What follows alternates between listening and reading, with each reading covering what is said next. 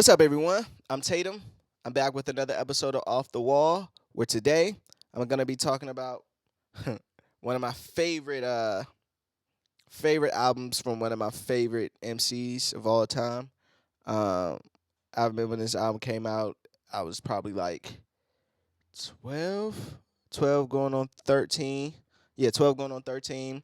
And I remember listening to this and just was like, this guy is a fucking beast.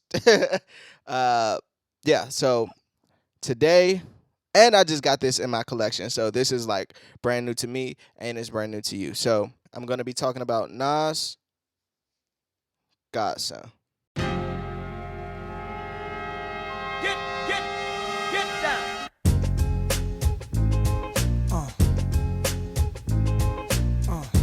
All right, bro. I'm just gonna say that I'm so fucking happy to have this in my collection. This is one of my favorite Nas albums of all time. Like I know people always go with Illmatic and It Was Written and all that other jazz, but I think Godson is like I think is up there with for me top five Nas albums. Like I don't even know what the third one would be, but look at this shit. It's blue. That's just dope in itself. The album artwork is fucking dope. I always like the blue sky in the background. Uh, I think this album returns Nas to like just that pure form. Like especially, I'm just gonna put it back and then I'll get into it. Give me 1 second. All right. Uh, like I said, personally to me, this is one of my favorite Nas albums. It's very It's very probably one of Nas's most personal albums up to this point. I mean, Life is Good was very personal, but other than that, this is probably the most personal album of Nas that I've heard. Maybe you have a different opinion, but I think it's very it's very soulful. It's like hip hop at its core. It's artsy. Uh, he didn't have like high profile producers on this album. Like he could have went to the Neptunes. He could have went to all those, you know, poppy, just commercial hip hop producers to do this. But no, he kept it at home with Salaam Remy. Alchemist did, both of them did the bulk of the album. Eminem got a beat on here, and I don't even like Eminem beats, but that he had a good beat, even though he gave Jay-Z the same freaking beat for Moment of Clarity. Go back and listen to I Carry the Cross and listen to Moment of Clarity, the same fucking beat. But Nas got the better beat for me. Who else? Alicia Keys got a beat on here. Ron Browse, who did Ether, got another beat on here. I just think this album is it's just so fucking dope. I can't express that more, and especially coming off Stillmatic and Ether versus Takeover, and his mom passing away from cancer.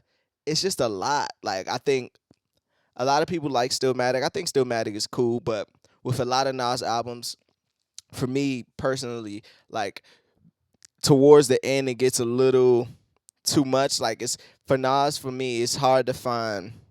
I think he struggled with finding that commercialism with bars, with dropping knowledge, with storytelling. Like I think sometimes for artists as great as Nas, sometimes it could be a lot. You know what I mean? Just to take in. Sometimes the beat selection is not always there, or sometimes like he'll just do some commercial stuff, and we don't really want to hit Nas on like pop commercial shit. So coming off Stillmatic and the whole beef with Jay-Z, and he seems more he seemed more mature this album.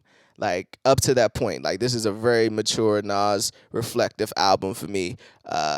You could tell it sounded like it was crafted in the basement with just the producer and him, and they just let him spit. Like even his song topics are dope. So like even like I said, it was coming off the Takeover and Ether and his mom passing away. And he mentions in it on the realest nigga alive that in the middle of that, Jay tried to sneak attack. We had the best time. She asked would I make more songs. I told her not till I see her health get more strong. In the middle of that, Jay tried to sneak attack, assassinate my character, degrade my hood. Cause in order for him to be the Don, Nas had to saying like how petty and like nuts are you to like try to take this crown of best rapper and king of New York when you know that I'm in like a bond. Like I can't battle you while my mom's battling cancer. Like I got to be there for her.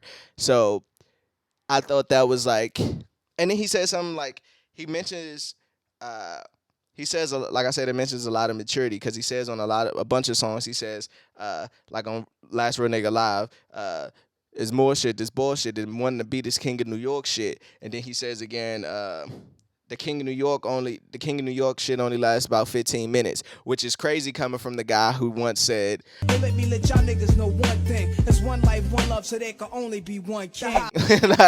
like that was when he was in the battle of that shit, like it was written. So it was just cool to see somebody grow up and like, man, I don't even need that shit. There's more to life to that. And at a point like that, it's hard to even for a battle, it's kind of hard to battle somebody who's just don't care about that anymore. Like you'd really like Jay-Z did the Blueprint 2 and the song that is, and he, that was his last little shot at Nas. But I think the Last Real Nigga Live, it just bodies that. Like, and you learn so much. I remember sitting in the car with my older cousin and him playing the album, and for those that don't know, I was just like a young kid who loved hip hop. Like I understood that shit more than I should have at the age that I was at. So when he come on like, who you thought kicking the door was for, but that's my heart. Like when he talks about how Biggie was dissing him and they were boys, and how Raekwon was dissing Biggie and Biggie dissing Raekwon, and how he ends it with After I was Scarface, Jay was Manolo. It hurt me when I had to kill him and his whole squad for Dolo. like, oof, Jesus Christ. And he talks about his relationship with Steve Stout, which is still his manager and executive producer on his album. When he talks about like, he used to say Jay wanted my spot. I stayed at home, never hung a lot. He even talks about his baby mother creeping off with Jay-Z, and that's how Jay-Z made Super Ugly, and like he was a quiet man, used to be at home playing it. That was like too much for her in a way. Like she wanted to go out, she wanted to glitz and glamour, but that's not Nas. You know what I mean? Like Nas is, I want to go to Africa, B. Like that's more Nas style. But I just thought that was dope, and his flow. Like, okay, sorry, I went to Last Real Nigga Live, but I can't go past Get Down in the Cross. Like, just the storytelling. Nas has an effortless ability to tell stories even when you don't even think a story is coming. Like, you know how sometimes like he'll do Rewind or things of that nature, or One Love, and it's a story, but Get Down, you don't even know it's a story until the second verse. I rode with some Crips down to a Crenshaw funeral. Never saw so many men slaughtered, and I knew the whole responsible. The nigga's still alive in the hospital. Midnight, they crept in his room and shot the doctor too. Like, oh shit, like I thought that was fucking dope. That's probably one of the best, one of my favorite Nas songs. Salam Remy did his fucking thing. I Carried the Cross, like I said. Eminem did that beat. Like, I carried the cross. If Virgin Mary would have had an abortion, I'd still be carried in a chariot with stampeding horses. Like, whew. Like at a young age, I was like, nah, that's fucking dope. Like, in his flow on that was just ridiculous. Zone Out with the Braveheart's cool. Hey Nas with Khalees and Claudette from City High.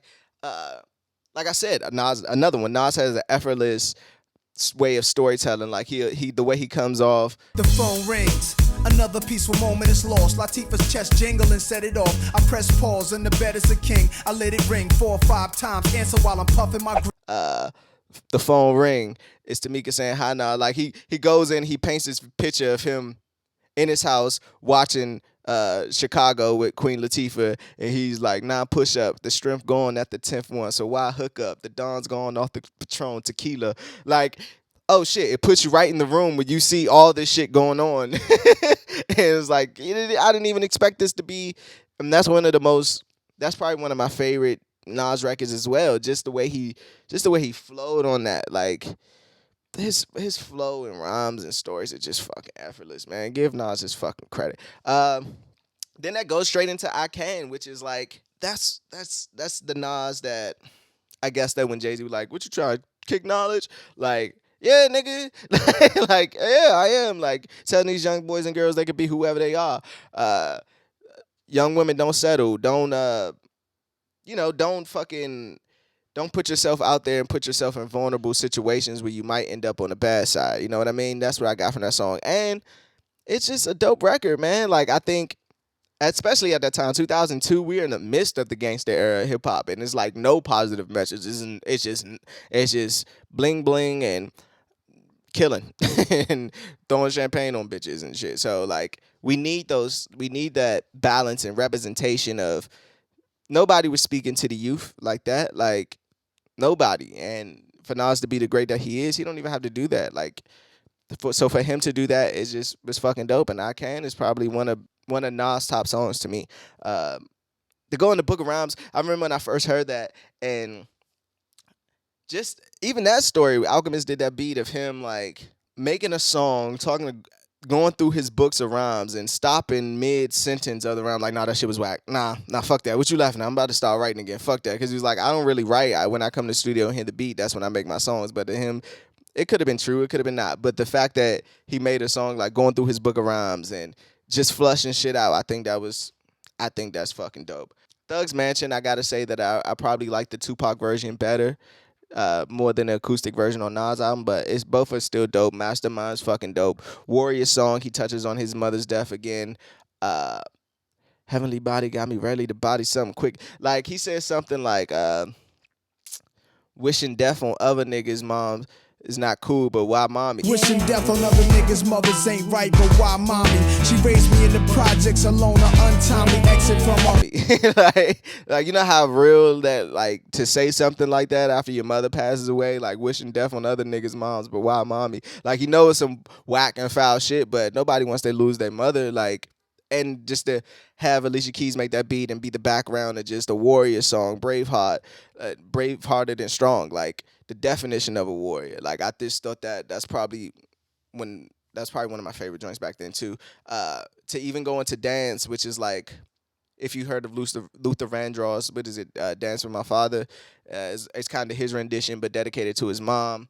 To Dance with You, Mom, one more time. And that song's it's so good and so sad that it kind of like I skip over it just because I don't want to be put in that mindset all the time. But nonetheless, it's a great record, and he has his father playing the horns on it, so that's like even more beautiful. Like if you think about it, yeah, that's just even more beautiful. Oh, fuck! How did I come this far and then talk about Made You Look?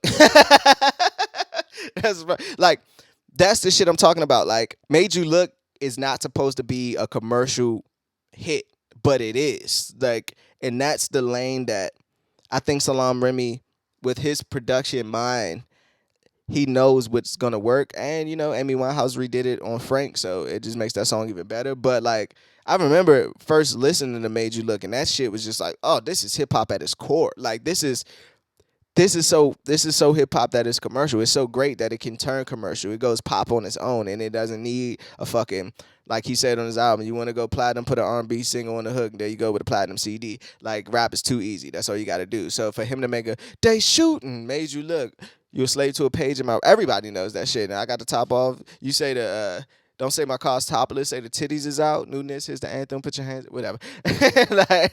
like he just went the fuck off on there, and that's a fucking single. And even the remix with Ludacris and Jadakiss, like, Ludacris went the fuck off on that remix. Like, for those who don't know and haven't heard that remix, go listen to that fucking remix. Yeah, let me get into my favorite songs on the album. I'm gonna go with best songs. I'm gonna go with Get Down, Last Real Nigga Alive, and Heaven. I think Heaven is just, that shit is just ridiculous.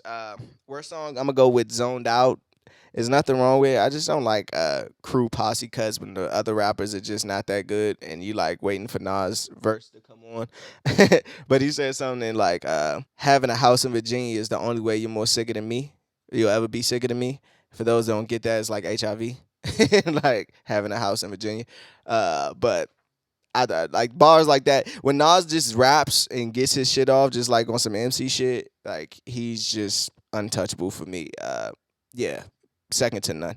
And the name of the song and the name of the album, Godson, is just, yeah. And it's a lot of religious things weaved in and out of the album, I guess, just because everything that was going on, bro. I'm coming off Stillmatic. I'm coming off one of the biggest battles in rap history. My mom passed away at the end of all this. Like, it's a lot. Like, it's a lot. And I regained my confidence as a MC. Like, like Jay said, he wasn't lying when he was in Takeover talking about you had one hot album every 10 years. Like rest of them shits, like he wasn't lying. Like Nas, people were forgetting about Nas up until that point. Like Jay Z put the battery in his back, and Stillmatic is cool, but I think Godson is just, I think it's classic. Best line, he said, "It's off heaven." He said, "It's hard taking this racist planet where they take a younger brother in the handcuffs, even if he innocent, nigga. Get out the car, put your motherfucking hands up." And he's like, thinking I'ma lose it. My mom in chemo 3 times a week, yo, keep trying, but people like it's like all that shit was weighing on him. If heaven was a mile away, would I pack up my bags and leave the world behind? And he said some other shit like, with the Reese PC rapper in my mouth, all like the flow that he had on there was just second to none. Again, to close this up, to wrap this up, Off the Wall, Nas, Godson. I just want to congratulate this album, and the anniversary just passed. I forgot how many years, but was it 18? 18 years. Uh, damn, 18 years. That's kind of nuts. uh, yeah, I just wanted to give his flowers, show him what this Nas album, I think, is slept on in the Nas discography. I don't think a lot of people talk about it a lot. I know when people talk about Nas, they bring up Illmatic all the fucking time, or they bring up It Was Written, and that could get, we get it. It's Illmatic. You're never gonna have nothing better than Illmatic. But Godson is fucking, is chef kiss. It's just beautiful. Like from the cover to the intro to the outro to the beat selection to the subject matter, everything works and it's concise. Like it's not a lot of songs, and it's in and out, in and out, in and out. So I just appreciate this album. Like I said, it's probably one of my top 3 Nas albums of all time. I go back and listen to this one probably more than I listen to any Nas album.